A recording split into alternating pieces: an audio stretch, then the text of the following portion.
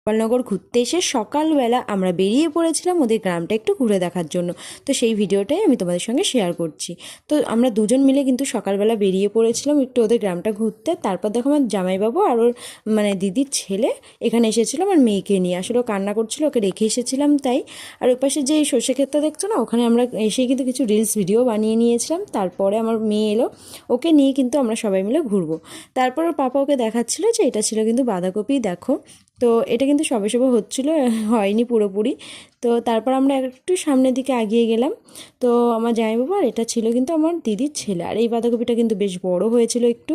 তো এটাও একটু দেখে নিলাম। আর ঠিক পাশেই কিন্তু ছিল এই যে পটল গাছ, দেখো কত সুন্দর পটল হয়ে না পেরে কিন্তু আমিও না দু একটা লঙ্কা ছিঁড়েই নিলাম। মানে ছিঁড়েছি, দুটো ছিঁড়েছি, বেশি ছিঁড়িনি। তো দুটো ছিঁড়ে কিন্তু আমি ওনাদের গামলাতেই রেখে দিয়েছিলাম, আমি নিইনি সঙ্গে করে। অন্ধকার ছাড়ো, কাশ্মীরের লঙ্কা রয়েছে, কাশ্মীরে লঙ্কা।